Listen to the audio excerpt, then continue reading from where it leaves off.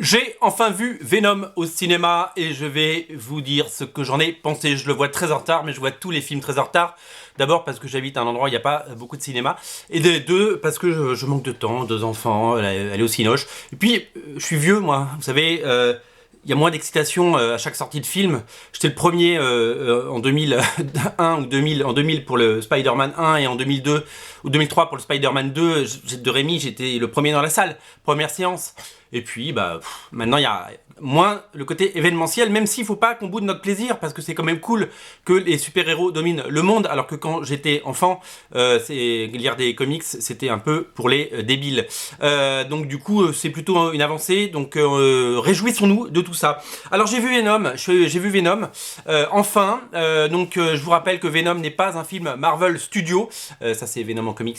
Marvel est un film Sony Pictures a les droits de Spider-Man, et même s'il laisse Marvel Studios s'amuser avec Spider-Man à la fois dans les films Avengers et dans les Spider-Man Homecoming et Far From Home qui sort, et dans le cinéma d'animation avec, paraît-il, l'excellent que je n'ai toujours pas vu, film d'animation New Generation en français, Spider-Verse en anglais, et bien donc le personnage reste au cinéma une licence qui est exploitée par Sony, voilà, tout simplement. Donc du coup, le film ne s'inscrit pas du tout dans la continuité Marvel, ça se passe pas à New York comme les autres films, ça se passe de l'autre côté à San Francisco, et il n'y a pas d'interaction avec Spider-Man puisque pour le moment les univers restent séparés. C'est pour ça qu'ils l'ont mis à San Francisco, parce que Spider-Man est plutôt un New-Yorkais et que du coup, le but est qu'ils ne se rencontrent pas. Voilà, donc il a même pas le logo Spider, il a même pas une araignée sur le torse, ce qui est une aberration pour nous les fans de comics, mais bon, c'est compréhensible, puisqu'ils en font vraiment un film séparé. Ils sont en train de créer un univers étendu autour des personnages de Spider-Man, puisque je crois qu'il y a des ennemis et des machins. Il y a un film sur Morbius qui est en tournage, je crois, si je ne m'abuse.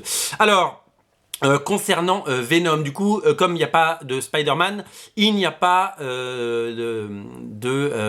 comment on dit, comme il n'y a pas de Spider-Man, eh bien, les origines ont été modifiées, c'est-à-dire que ce n'est pas Peter Parker Spider-Man qui est responsable de la déchéance d'Eddie Brock. Eddie Brock, c'est tout simplement l'humain qui accueille le symbiote.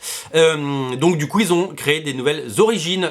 C'est marrant parce qu'il y a un petit clin d'œil, notamment à Spider-Man 3, qui était la première fois qu'on avait vu Venom, puisque c'est une navette spatiale qui revient et que le pilote de la navette s'appelle Jameson, comme le fils de Jonah Jameson. Donc voilà, donc il y a un petit clin d'œil par rapport au troisième Spider-Man. C'est une autre incarnation de Venom, donc c'est Eddie Brock qui est Venom cette fois, et ça n'a rien à voir avec le Spider-Man 3. Le personnage est un tout petit peu mieux, mais pas non plus dingue. Alors, que penser de ce film? Certains diront qu'il est excellent. Il a cartonné, il a cartonné au box-office. Je crois que c'est 800 millions de dollars de recettes. D'ailleurs, tout le monde a annoncé son échec cuisant. Et finalement, il a plutôt bien marché. Donc, c'est plutôt une bonne nouvelle pour le studio qui va faire un Venom 2 et qui va faire d'autres films. C'est une autre façon de faire du cinéma. C'est beaucoup moins maîtrisé que ce que peut faire Marvel chez Marvel Studios, qui contrôle tout son univers. N'importe qui pourrait réaliser n'importe quel film. Ce serait le même film. Il y a une espèce de moule et qui est très critiqué, hein. Tout le monde dit ah ils ont Disneyisé. Non, ils ont rien Disneyisé, ils le font simplement leur travail. J'ai pas l'impression de voir la Reine des Neiges quand je regarde Avengers Infinity War, donc il faut arrêter que tout est Disneyisé. Il faut arrêter surtout de faire croire que Disney est un gros mot, puisqu'ils rendent les choses possibles, hein. Je vous rappelle que le premier Thor ou le premier Iron Man, il n'y avait pas beaucoup de budget et il n'y avait rien à regarder à l'écran. Depuis que c'est Marvel qui s'en occupe, il y a du budget et quand même on a du gros spectacle. Après, tous les films ne sont pas bons, mais ça c'est la vie de chacun. Moi, il y en a certains que j'ai aimés, d'autres que vous avez aimés. Alors, Venom, c'est une véritable autre façon d'appréhender l'univers. C'est une réalisation plus brute. Le réalisateur qui a fait ce film, ça aurait pu être n'importe qui. Il n'y a pas de signature, il n'y a pas de patte, il n'y a pas d'auteur. Non, c'est un film de studio. C'est un film de commande. Avec, il pourrait s'appeler Venom ou les Expendables 4 ou n'importe quel film d'action. Finalement, le scénario est hyper classique, donc c'est une origin story. On apprend comment Venom est arrivé sur Terre, comment Eddie Brock a récupéré Venom, et il y a des incohérences absolues de scénario, de raccourcis, de n'importe qui rentre dans n'importe quelle facilité. Il n'y a pas de caméra nulle part, personne ne sait quoi. Le méchant est méchant, le gentil est gentil. Voilà, c'est d'un manichéisme absolu. Il n'y a aucune originalité là-dessus. Cette histoire de fusée à la fin pour retourner chercher les autres symbiotes, ça marche pas droit, hein, ça se tient pas debout comme on dit. Bon, c'est pas grave, mais dans tous les films qu'on a vus quand on était adolescent et adulte, il y a des incohérences, sinon on n'irait pas voir ce genre de film, hein. Déjà, des gens qui ont des super pouvoirs, ça n'existe pas. Donc déjà, tout ça, c'est du fantasme. Donc voilà, donc, si on met de côté le côté complètement improbable de ce film, parce que c'est complètement improbable, et les errances scénaristiques et les raccourcis pour faire avancer l'histoire, c'est plutôt pas mal, ça se regarde plutôt bien, étonnamment. C'est plutôt agréable à regarder, notamment grâce à Tom Hardy. Quand j'ai vu la promo de ce film et que je le voyais en interview, j'avais l'impression qu'il en avait rien à foutre de ce film, rien à foutre de ce personnage, qu'il y croyait pas, et surtout qu'il y avait eu des déclarations qui ont été relayées dans tous les sens disant qu'il avait désavoué le film, alors que c'est pas vraiment vrai. Je crois qu'il y a juste une petite phrase qui est tournée en boucle pendant des mois et des mois et des mois, et on s'est retrouvé avec ce film n'allait pas le voir, alors que bon, je crois qu'il en est plutôt fier et qu'il est content parce que ça va le faire bouffer pendant quelques années, et parce qu'ils sont partis pour faire au moins un deuxième Venom. Et le film est efficace, hein, il est efficace. C'est vraiment les standards hollywoodiens de ce type de cinéma, avec des scènes d'action, avec etc. Alors évidemment, c'est un film pour tout le monde. Quand Venom coupe la tête, tranche la gorge, il n'y a pas de sang, il y a juste un petit peu de noir. C'est bizarre, les gens ont du sang noir et ça gicle pas, ça coule un tout petit peu.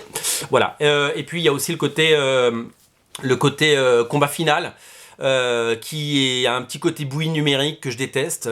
Tout ce qu'on peut voir dans le Batman contre Superman, tout ce qu'on peut voir dans la Justice League, tout ce qu'on peut voir dans même Black Panther. Alors Black Panther c'était mieux fait, mais le côté bouillie numérique là des deux Venom qui se foutent dessus à la fin, ça fait un petit peu un peu pitié, parce que techniquement ces studios sont capables de faire beaucoup mieux, et c'est assez étonnant qu'ils laissent passer ce genre d'image assez maltraitée à mon avis.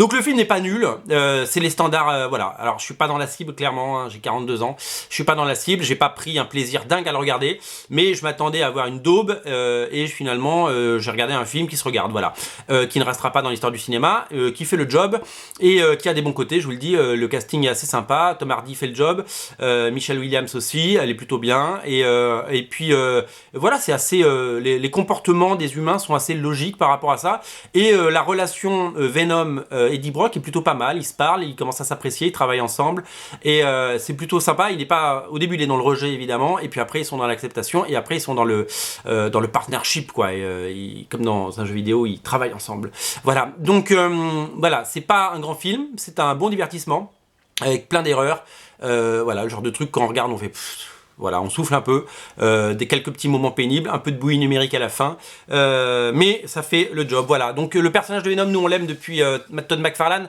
Je vous invite à relire dans les intégrales Icons Spider-Man les premières apparitions de Venom, créées par Todd McFarlane et scénarisées par David Michelinie. Ils sont crédités. Ça m'a fait plaisir de voir Stan Lee aussi à la fin. J'ai beaucoup aimé le caméo de Stan Lee, ça m'a fait un petit quelque chose, je dois vous le dire.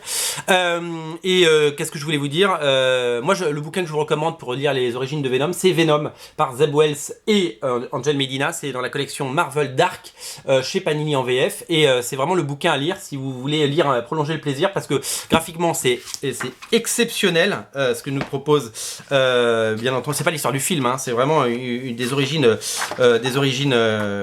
différentes. C'est graphiquement époustouflant, ouais, c'est vraiment étonnant ce qu'il a fait Angel Medina au dessin. Il est trop rare, Angel Medina, on le voit plus, et l'histoire est absolument parfaite, et elle recoupe complètement la version qu'on avait lue dans Spider-Man par David Michelinie et McFarlane, puisque les deux histoires se croisent à un moment, et c'est plutôt pas mal. Voilà, donc ça c'est vraiment la lecture recommandée si vous voulez prolonger le plaisir et lire du très très bon Venom, et ça c'est vraiment très très bien. J'ai pas beaucoup de Venom chez moi, mais ça je l'ai parce que j'aime vraiment beaucoup ce comics. Voilà, donc Venom, voilà, film correct sans plus ni moins, voilà, mais mieux que ce que ça laissait présager, mieux que les bandes annonces. C'est marrant, hein, je vois beaucoup de films où ils montrent en boucle tout le temps les mêmes images, et ben de temps en temps vaudrait mieux en montrer d'autres, parce que ça donnerait certainement plus envie. En tout cas, je trouve que le marketing autour de ce film a été très mal fait, mais il a quand même cartonné, donc bravo à eux, bravo Sony Pictures, et faites-nous plein de films, parce que tout ça, ça reste du divertissement. Le cinéma est avant tout un divertissement, et donc c'est fait pour. En tout cas,